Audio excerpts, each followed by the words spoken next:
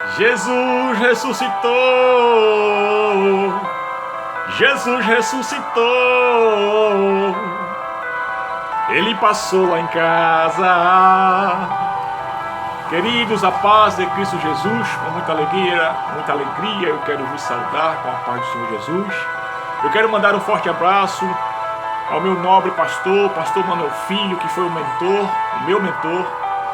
Eu quero mandar um forte abraço à turma 197, turma 298 de Marinha, a qual faz parte.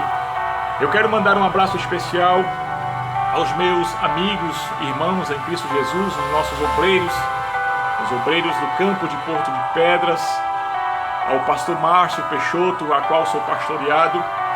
E nesta manhã maravilhosa eu quero ler um versículo das Santas Sagradas Escrituras, que se encontra no livro de Lucas, no capítulo de número 24 e o verso de número 1 que está escrito: Ora, no primeiro dia da semana, muito cedo, de manhã, elas foram ao sepulcro, levando as especiarias que tinham preparado e algumas outras com elas. Queridos, eu venho falando ontem sobre os 5 maiores acontecimentos do mundo. Eu falei ontem sobre a invenção do homem de inventar o avião, da Primeira e Segunda Guerra Mundial, do homem pisar a lua, da Copa do Mundo, e não falei no 5º, que foi a respeito desse vírus que anda circulando por aí, que está causando pânico, que não seja de ser um dos acontecimentos mundiais. E falei que não foram esses os maiores acontecimentos. O maior acontecimento foi o nascimento de Jesus Cristo. Esse foi o maior acontecimento. O segundo maior acontecimento da história foi a morte de Jesus Cristo. E hoje estarei falando do terceiro maior acontecimento da história. Quando nós lemos aqui no livro do Evangelho de Jesus Cristo, o livro de Lucas, no capítulo 24, verso 1, fala que no arraiar do primeiro dia da semana, cerca de 10 mulheres, elas foram ao túmulo de Jesus, a fim de levar aromas para embalsamar o corpo de Jesus Cristo. E o interessante é que, quando ela vai ao sepulcro de Jesus, cerca de 10 mulheres, Maria Madalena, Joana e Maria, mãe de Tiago, e algumas outras mulheres, elas vão ao túmulo de Jesus para embalsamar o corpo do Mestre. Elas não imaginariam que o corpo de Jesus havia desaparecido do túmulo. Ela chega primeiro, as mulheres, já cerca de manhãzinha, de madrugada, elas verem a pedra do túmulo removida.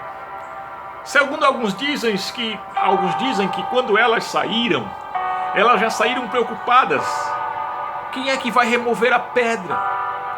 Segundo a teologia nos ensina que aquela pedra pesava cerca de 2 toneladas. Quando ela foi posta ali, foi cerca de uma guarnição, a guarnição pretoriana, que colocaram aquela pedra, cerca de aproximadamente 12 soldados para rolar aquela pedra. E aquela pedra, ela tinha o selo do governador Pôncio Pilatos. Ninguém podia violar. O túmulo se achava ali selado. Alguém que violasse o túmulo de Jesus, ele seria preso, arcaria com as sequências. E além disso, eles colocaram guarda para vigiar o túmulo de Jesus. Isso ocorreu no primeiro dia da semana, o domingo. Queridos, eu observo que quando aquelas mulheres chegam e elas veem que o túmulo de Jesus estava vazio, a pedra removida, ela entra naquele túmulo, numa caverna, onde eles rolaram uma pedra e colocaram no buraco para tampar. E quando ela chega, ela não vê o corpo de Jesus, talvez ficaram perplexas. E ali encontra 2 varões. Lucas escreve que estavam 2 varões vestidos de vestes brancas resplandecentes. E ele diz para aquelas mulheres: o que procura? O vivo entre os mortos. O que eu acho mais interessante é que a história da Páscoa, no primeiro dia da semana, o domingo de Páscoa, não termina com o funeral. A Páscoa não vai terminar com o funeral, mas sim com uma festa. O túmulo, ele não foi aberto de fora para dentro, mas de dentro para fora. As melhores vieram o túmulo vazio de Jesus. As mulheres viram o túmulo vazio de Jesus. Queridos, não pregamos um Cristo que esteve vivo e agora está morto. Pregamos um Cristo que esteve morto e agora está vivo. A ressurreição de Jesus Cristo é a demonstração do supremo poder de Deus. Do supremo poder de Deus. A ressurreição de Jesus Cristo é a demonstração do supremo poder de Deus.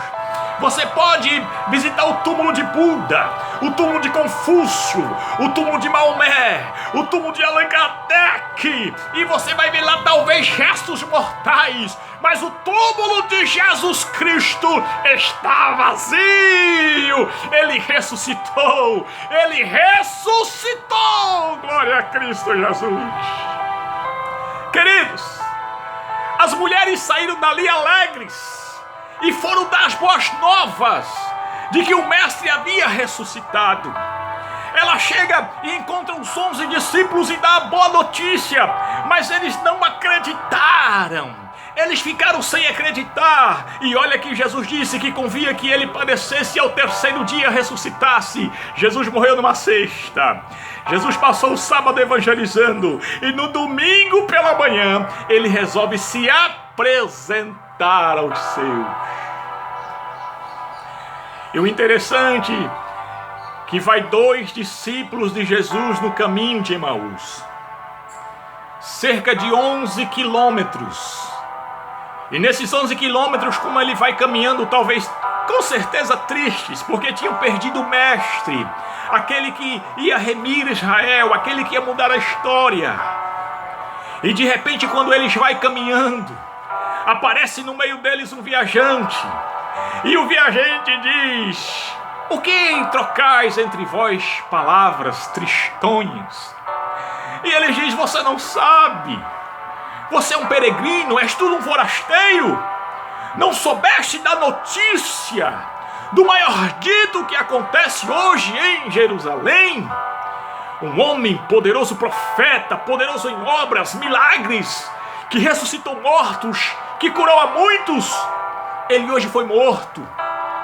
Queridos, eu imagino que foi, eu tenho certeza, não imagino, eu tenho certeza que foi a viagem mais gostosa. Eu creio que foi os 11 quilômetros que eles caminharam com alegria, porque ali o mestre abriu as escrituras.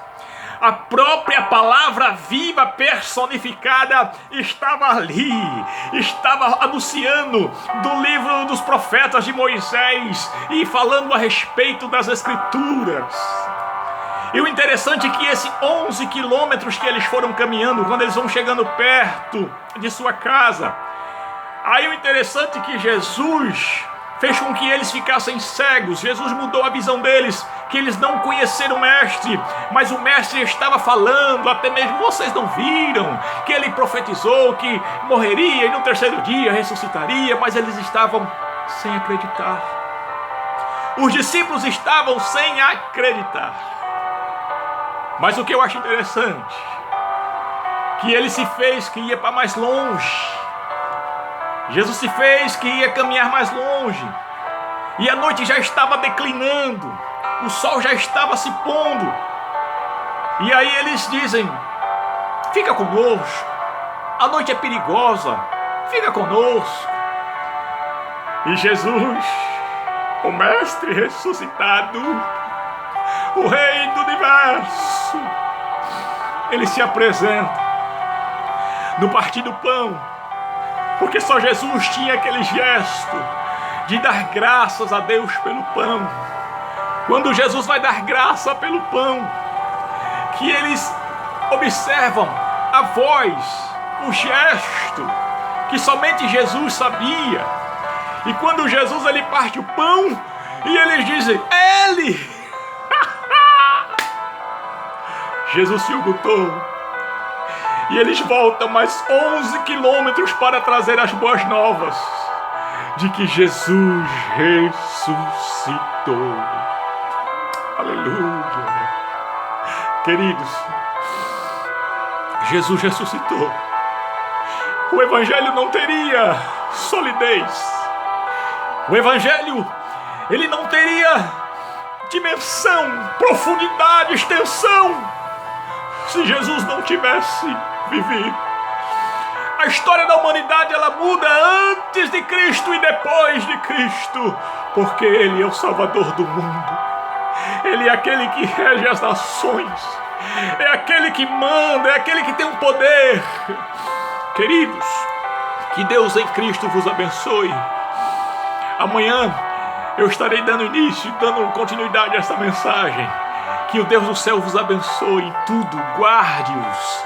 Que você possa chegar ao pleno conhecimento da verdade, porque Jesus está vivo, Jesus está vivo, para todo sempre, todo sempre. Ele morreu, viveu e está entre nós. Que Deus em Cristo vos abençoe.